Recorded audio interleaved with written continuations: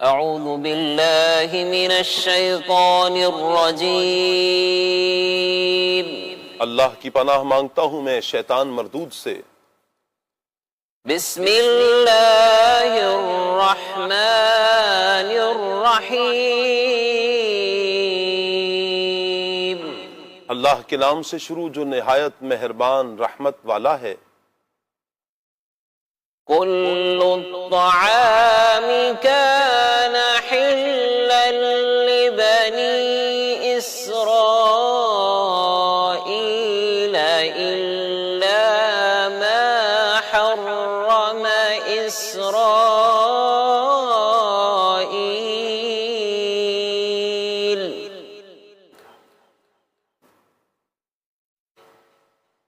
الا ما حرم إسرائيل على نفسه من قبل أن تنزل التوراة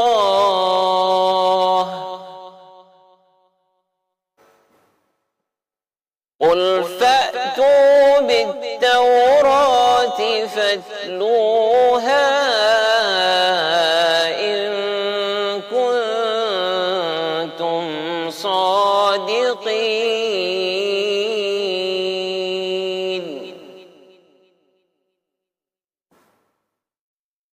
فمن افترى على الله الكذب من بعد ذلك فأولئك هم الظالمون۔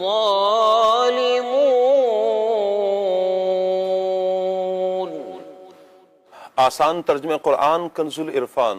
تمام کھانے بنی اسرائیل کے لیے حلال تھے سوائے ان کھانوں کے جو یعقوب نے تورات نازل کیے جانے سے پہلے اپنے اوپر حرام کر لیے تھے۔ تم فرماؤ تورات لاؤ اور اسے پڑھو اگر تم سچے ہو، پھر اس کے بعد بھی جو اللہ پر جھوٹ باندھے تو وہی لوگ ظالم ہیں۔ شان نزول مدینہ منورہ کے یہودیوں نے نبی کریم صلی اللہ تعالی علیہ وآلہ وسلم پر ایک اعتراض کیا۔ اعتراض یہ تھا کہ آپ صلی اللہ علیہ وآلہ وسلم اپنے آپ کو ملت ابراہیمی خیال کرتے ہیں، حالانکہ حضرت ابراہیم علیہ السلام اونٹ کا گوشت اور دودھ یہ نہیں استعمال فرمایا کرتے تھے، نہیں کھاتے تھے، جبکہ آپ تو استعمال کرتے ہیں، تو آپ ملت ابراہیمی پر کیسے ہوئے؟ یہ ان کا ایک اعتراض تھا۔ نبی کریم صلی اللہ علیہ وسلم نے فرمایا کہ یہ چیزیں حضرت ابراہیم علیہ السلام پر حلال تھیں۔ یہودی کہنے لگے کہ یہ حضرت نوح علیہ السلام پر بھی حرام تھی، حضرت ابراہیم علیہ السلام پر بھی حرام تھی اور ہم تک حرام چلی آئی ہیں۔ اس پر اللہ پاک نے یہ آیت نازل فرمائی اور اس میں بتایا کہ یہودیوں کا یہ جو دعویٰ ہے یہ غلط ہے، بلکہ یہ چیزیں حضرت ابراہیم، حضرت اسماعیل، حضرت اسحاق، حضرت یعقوب پر حلال تھیں علیہم السلام۔ حضرت یعقوب علیہ السلام نے کسی سبب سے ان کو خود اپنے اوپر حرام فرما لیا تھا اور یہ حرمت ان کی اولاد میں پھر باقی رہی۔ یہودیوں نے اس کا انکار کیا تو نبی کریم صلی اللہ علیہ وآلہ وسلم نے فرمایا تورات میں یہ مضمون موجود ہے، اگر تمہیں اس سے انکار ہے تو تورات لاؤ اور اس میں سے نکال کر دکھا دو کہ یہ چیزیں حضرت ابراہیم علیہ السلام پر حرام تھیں۔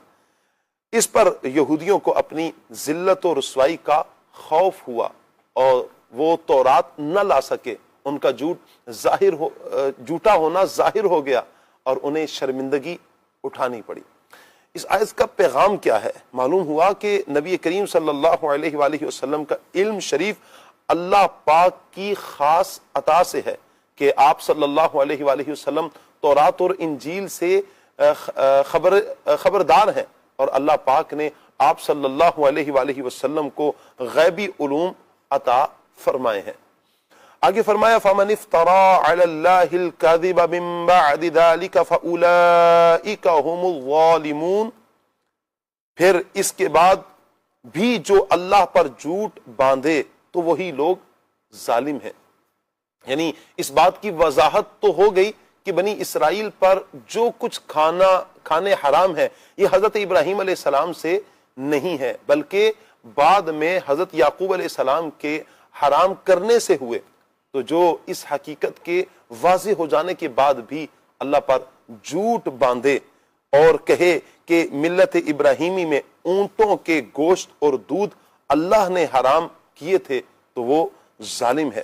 اس آیت کا پیغام کیا ہے؟ اس آیت سے یہ بھی معلوم ہوتا ہے کہ علم کے باوجود گناہ کرنا یہ زیادہ سخت ہے، نیز حلال کو اپنی طرف سے بلا دلیل حرام کہنا اللہ پاک پر افترا کرنا ہے، یعنی اللہ پاک پر جھوٹ باندھنا ہے، والعیاذ باللہ۔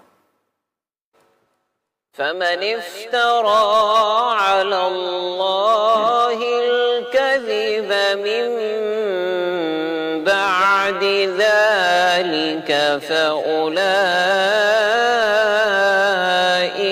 هم الظالمون۔